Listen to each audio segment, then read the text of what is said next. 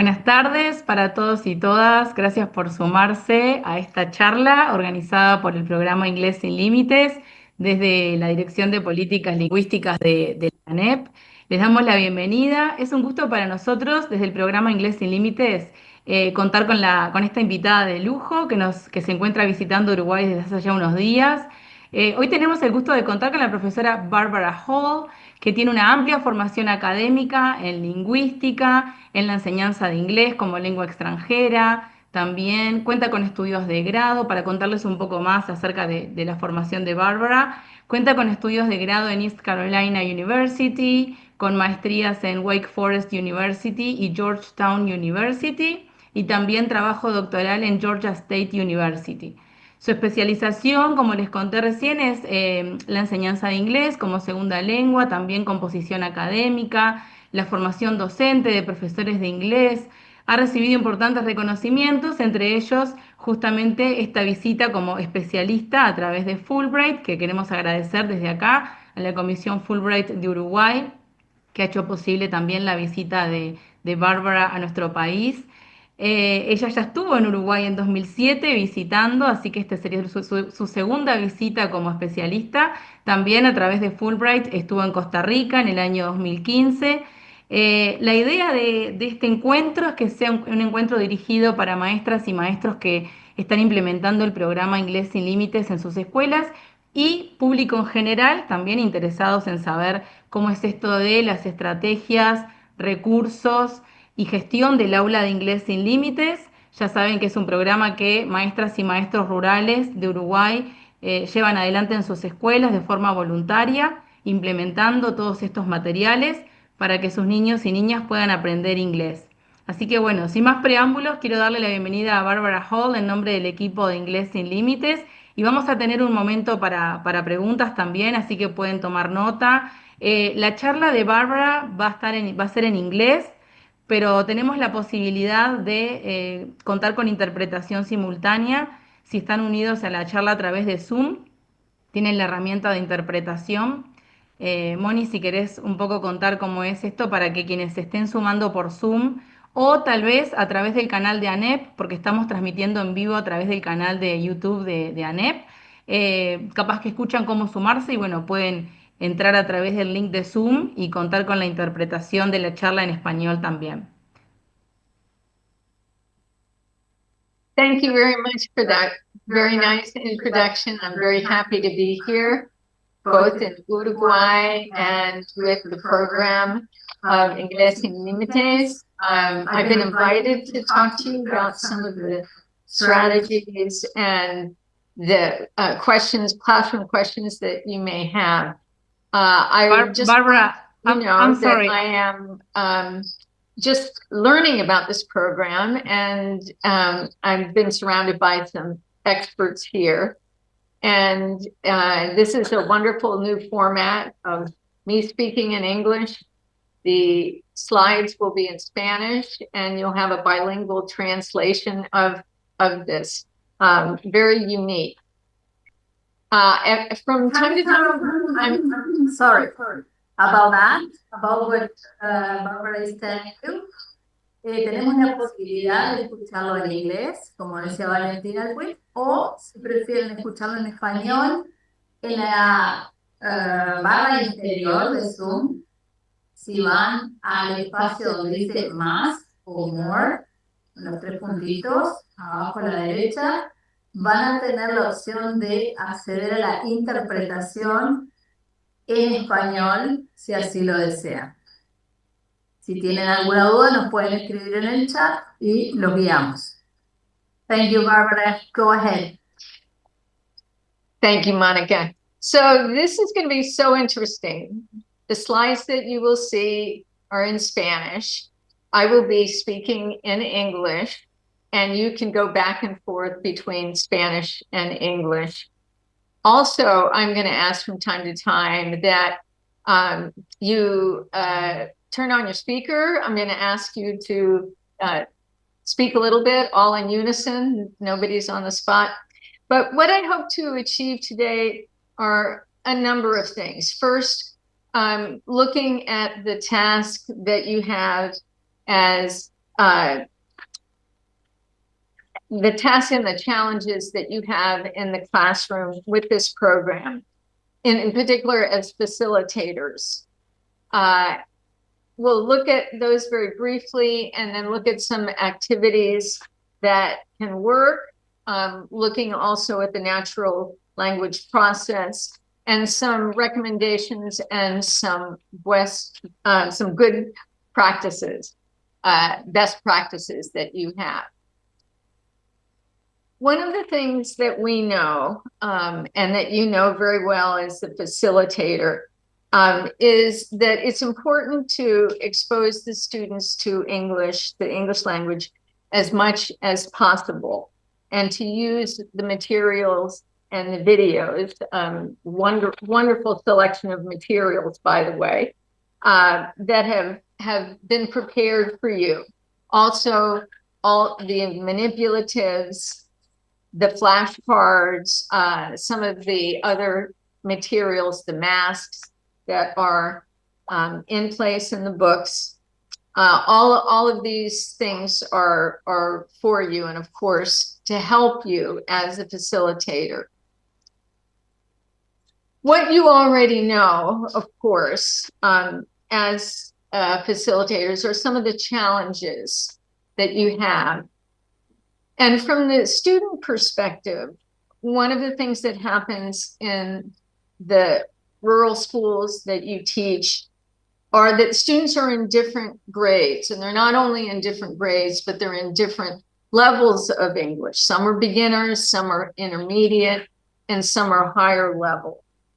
You also have students who may be silent in the language of English for a very long time, or ones that may be confused. These are particular challenges that the students bring, and you as facilitators have to face during those sessions that you have with them.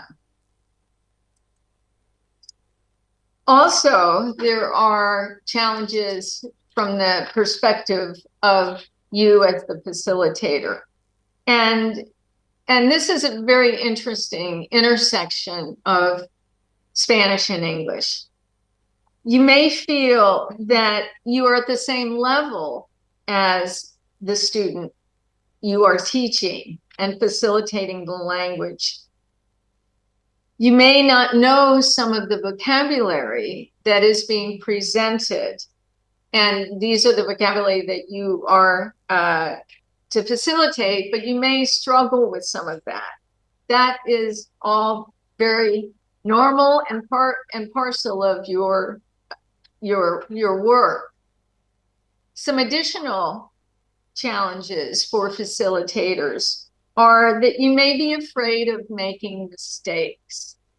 Now, I have this slide there, mistake. It means you're out there doing something. And that's important to realize, that as a facilitator, mistakes mean that you are in progress, that you are moving towards the target language.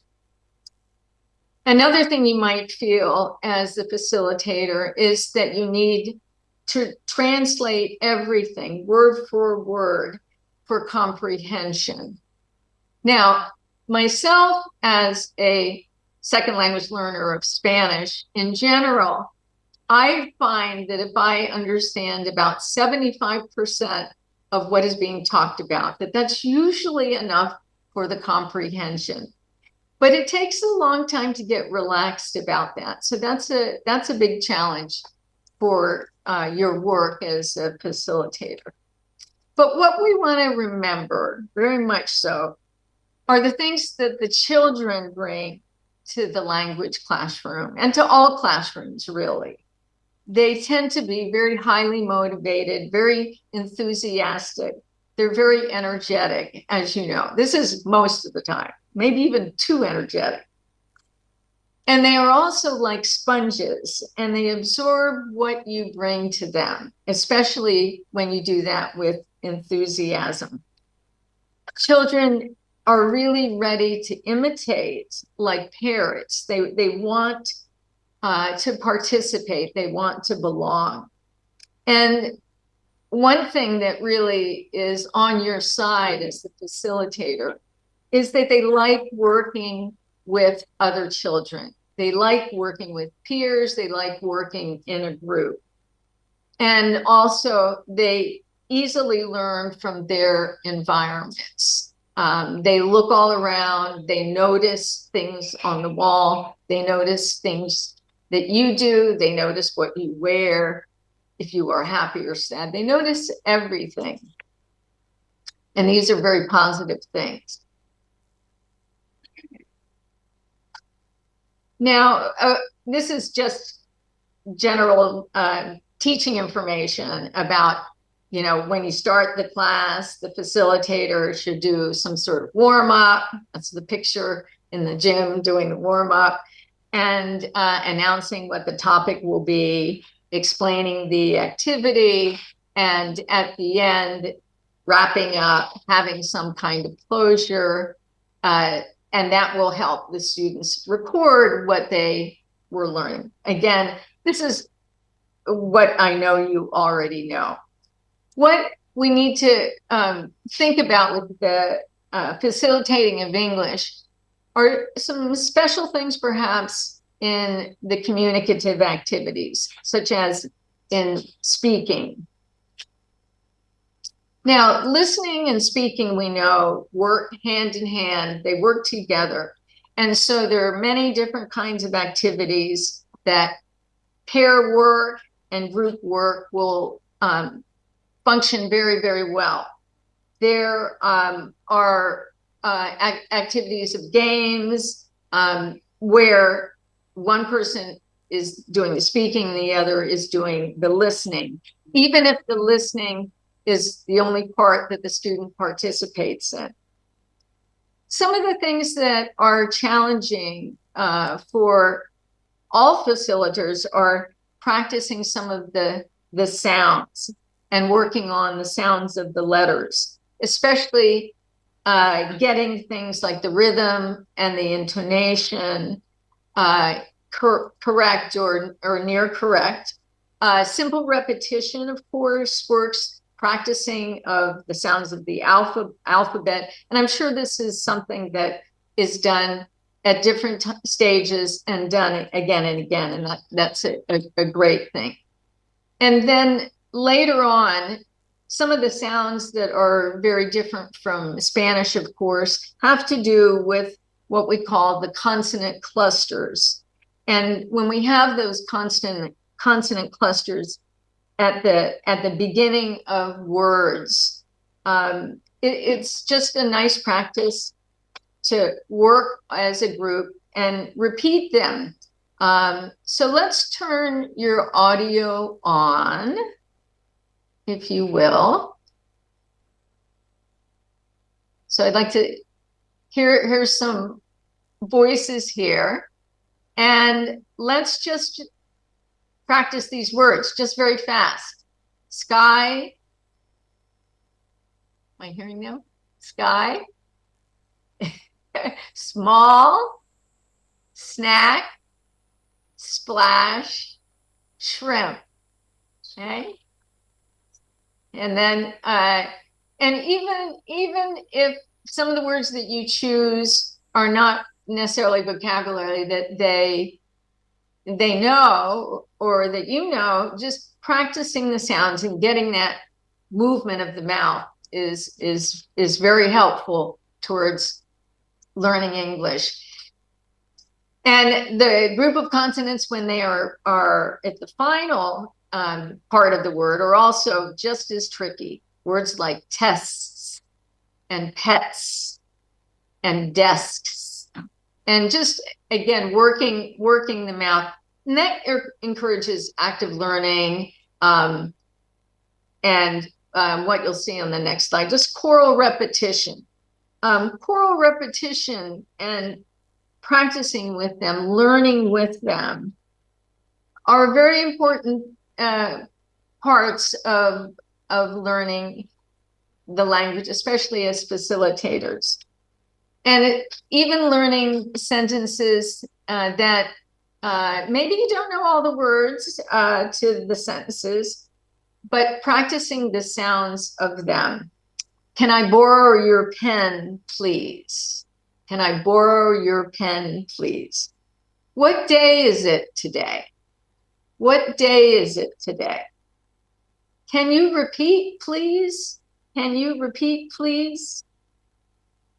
Anytime that you work on those streams of English sentences with those students in a kind of choral repetition will help them and will help you. And of course, an easy way to do that is with songs. And I know there's some wonderful songs. There's the hello song, goodbye song. There are many songs that come. And then of course, you can choose your own. You could choose a song that's popular now. Of course, not the Beatles, but Beatles is an example of a song that has repetition of words, especially love. That's a common vocabulary word. But the phrase, love, love me do, again, encourages the intonation and the rhythm pattern, but it also can be fun. And facilitating English can be fun without all of the heaviness that we see in secondary schools when students are learning English.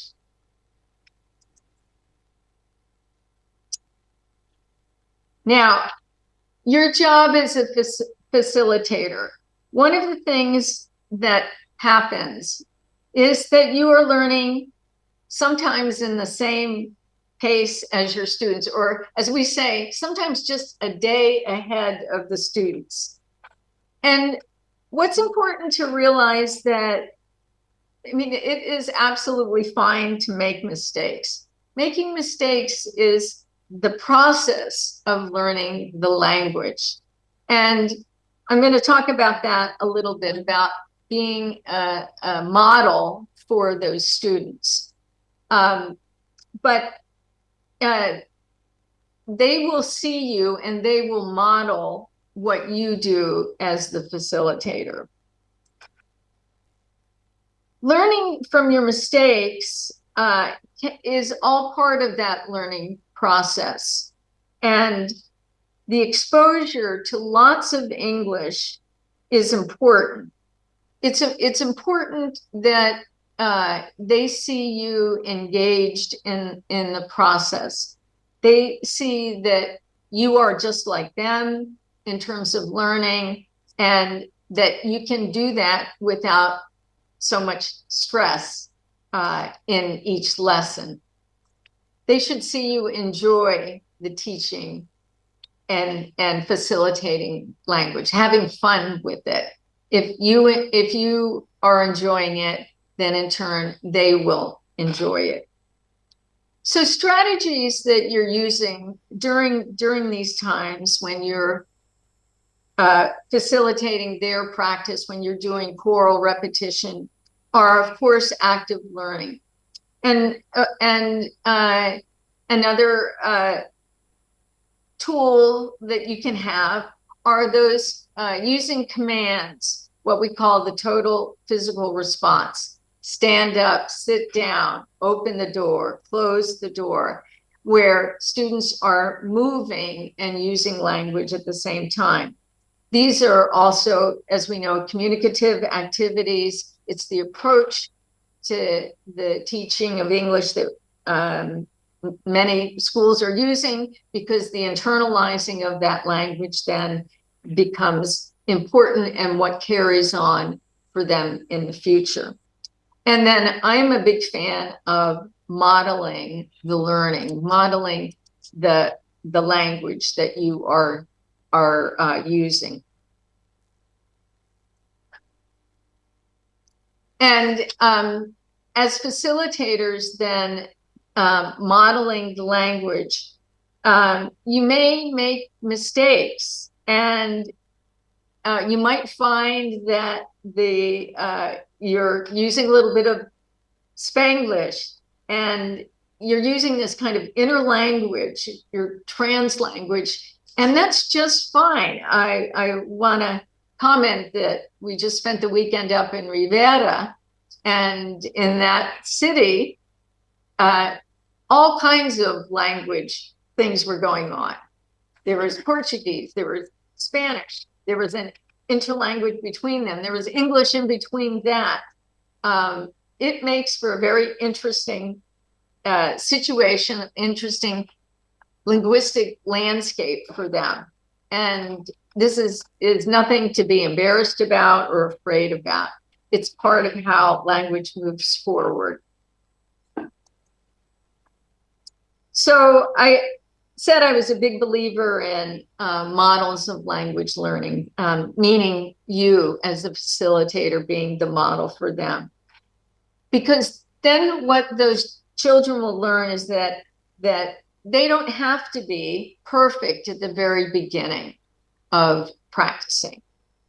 They can see how we as humans make mistakes, and they can learn from that process. We make mistakes, we correct our mistakes, and we work on improving.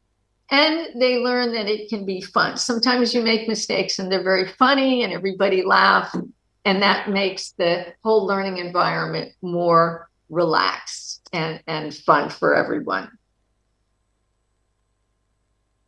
And it's also part of what we call behaviorist theory, a subset of language acquisition theory.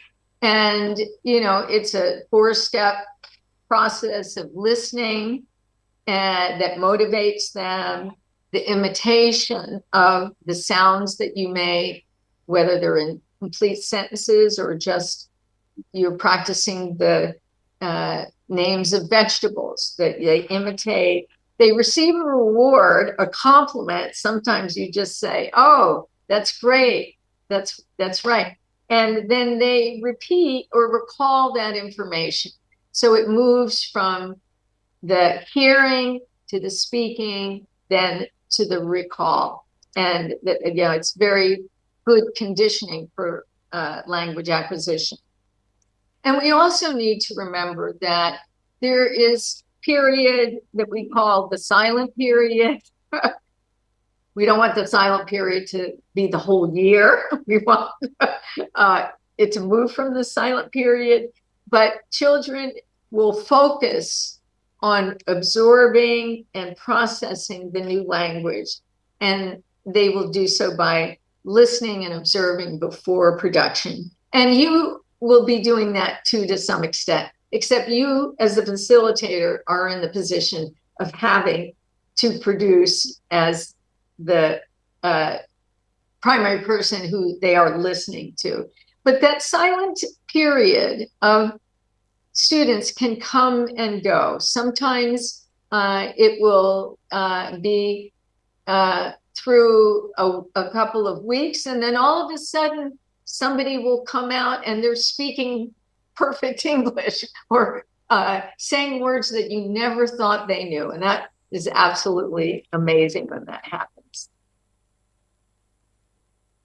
So some of the things that you can do when students are in that silent period or any number of listening activities, what we say is bring me, bring me the pencil, bring me the paper, bring me the notebook, bring me the pen, bring me your lunch.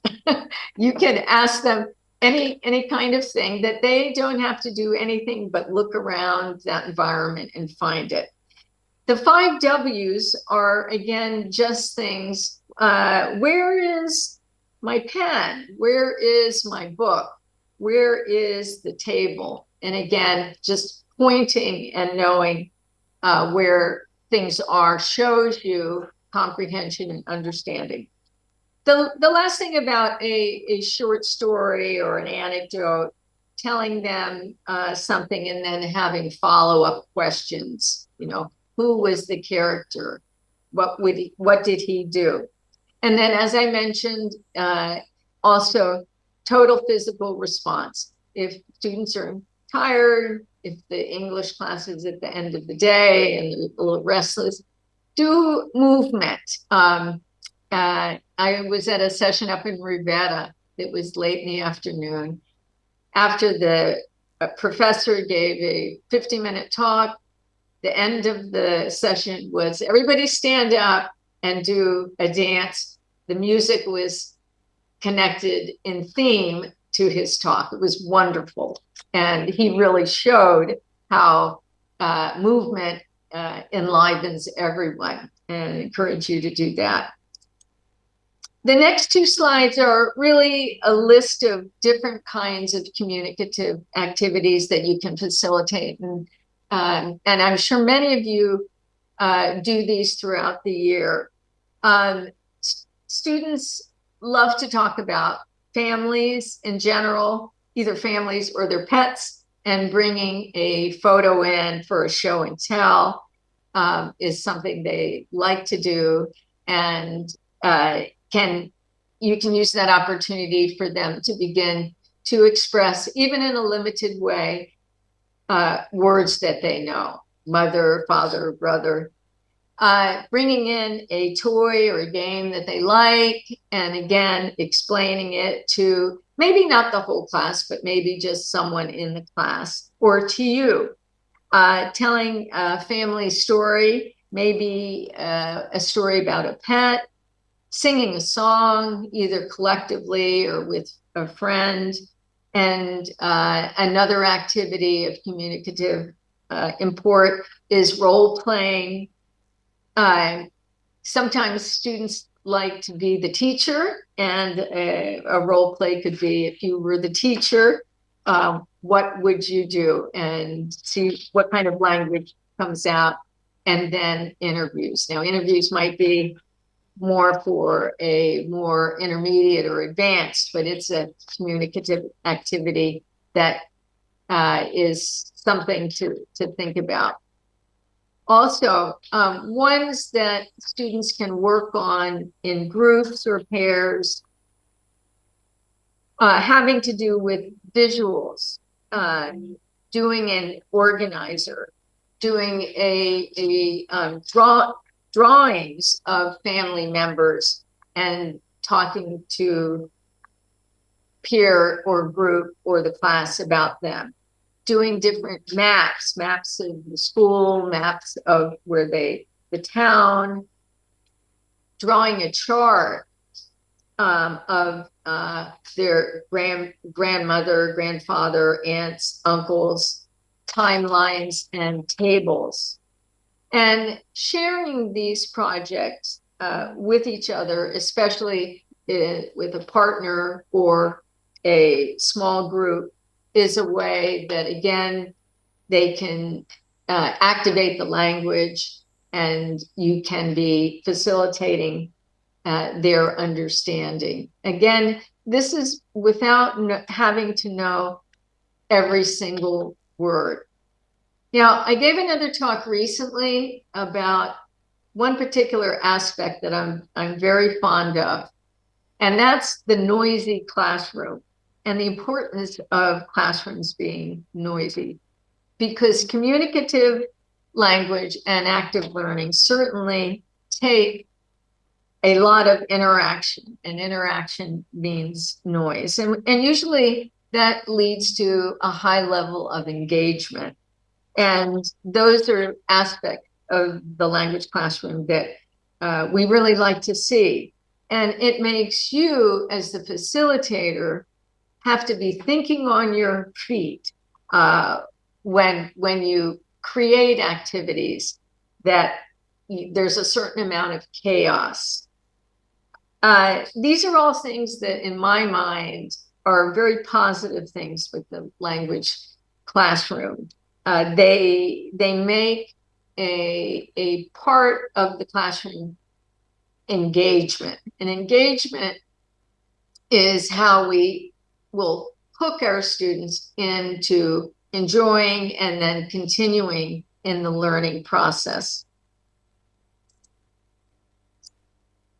The sequence and the timing of what you do is all up to you as the facilitator, even though, you know, there are guides and units, you know, very well spelled out in the textbook that you have and in the materials you have. It's really up to you to decide that. And that happens at your own time, at your own pace, on your terms. And we find that when that affective filter is lowered on you as the facilitator, you will be more engaged with the material and with your students in the learning of English. I think it's really important to remember that you're a positive influence as a facilitator, as a mentor, because you're leading them and you are doing the lessons with them. This is a very powerful measure for them in learning English, and they may not get that in any other kind of learning experience. And finally, that positive encouragement and the active listening that you do is really, again, a very important part of the success that you'll have in the language classroom. Again, remembering they are like the sponges to absorb that. And you, as the facilitator, can have as much fun as they do. I want to open up now to any questions or comments or particular problems that you have, and you can feel comfortable writing in the chat in English or Spanish, or talking in calling in and using the audio in Spanish, and we'll have some interpretation.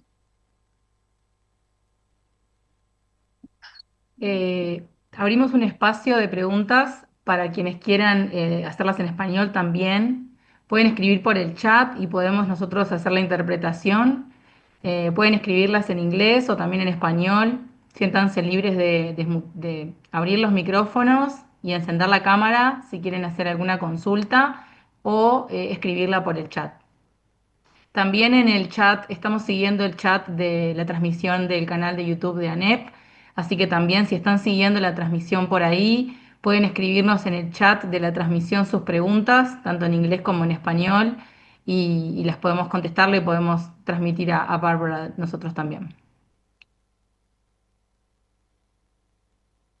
Also, I'd be interested in any problems that you feel that you have in your particular school that you don't know how to solve.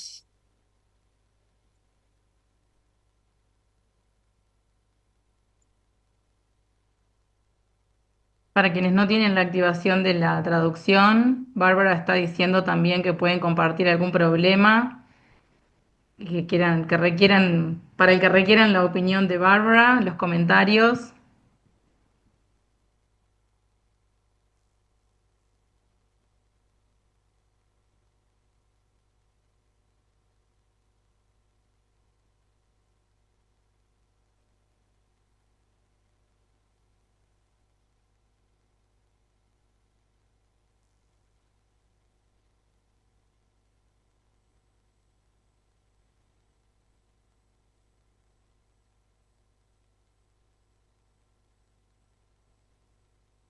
I know many of you have had probably a longer day than I have had. Also, it is Monday, the hardest day of the week, probably. So if at any time you want to contact me, and of course you have the staff here to contact, sometimes the questions come later on, the delayed response, just like it does with our students. I'd be happy to comment and give you some thoughts. I also want to do a shout out to the people who have helped me a lot in preparation for this, especially the technology of that.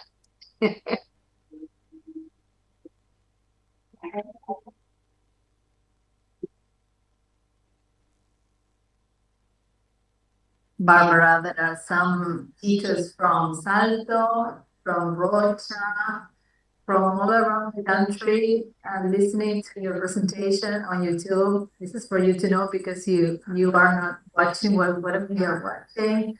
Everybody is saying thank you for your presentation and that they are very happy they had the chance to hear your thoughts, and perhaps there will be questions coming today or later. We will make sure we let you know what our teachers are willing to know from you or your thoughts on some situations that may arise. So thank you very much for this presentation. Valentina, you go ahead if you want.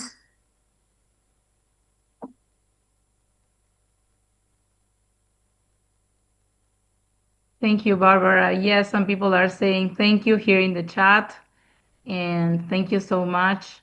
Send us your questions if you have any questions to Barbara. Les agradecemos que se hayan sumado a esta transmisión. Si tienen alguna pregunta, algún comentario que haya surgido a raíz de la charla, les pedimos por favor que nos lo hagan llegar. Bárbara ya compartió su vía de contacto, pero también pueden comunicarse con el equipo de Inglés Sin Límites y le podemos hacer llegar sus comentarios y sus consultas a Bárbara. Gracias, Doreley, que está mandando mensaje. Gracias por sumarte desde Canelones.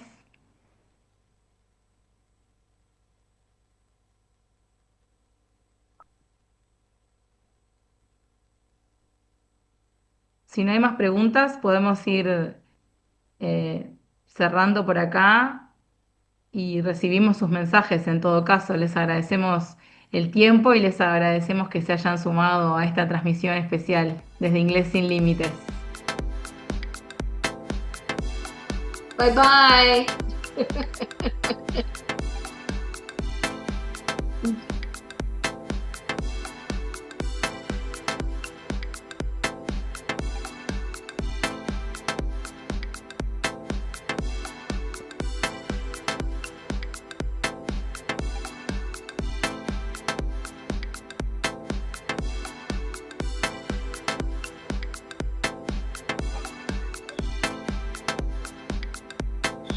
Gracias, Doreley, por sumarte. Bye, bye. Chao. Qué bueno que te Muchas gracias. Muy interesante que estés ahí, compartas tus comentarios.